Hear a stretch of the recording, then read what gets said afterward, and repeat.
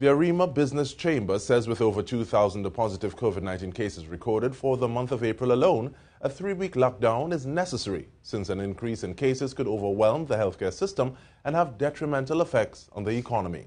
Still, President of the Association, Rival Chatagoon, says government should have discussions with businesses about financial assistance during this period. Because we simply just cannot continue kicking the tin can down the road with the hope that things get better. Without the vaccination, we are back where we are. We need to have the financial support. Back in March, Prime Minister Rowley said if the country was put on an additional lockdown, there would be no money for any further financial bailouts.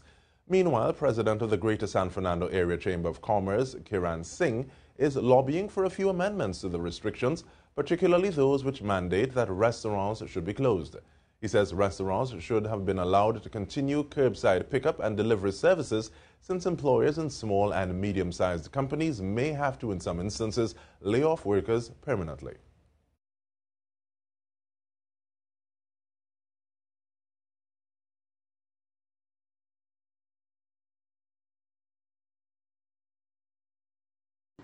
Being in this particular sector, businesses, especially those on the smaller end of the scale, would not be able to afford to continue paying salaries to them, wages, because they have their own overhead expenses to also facilitate in this period of no sales.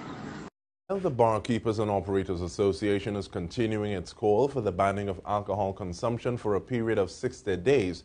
Vice President of the association, Satish Munisar, says enforcement of the restrictions is also needed. You can make as many amount of restrictions that you want.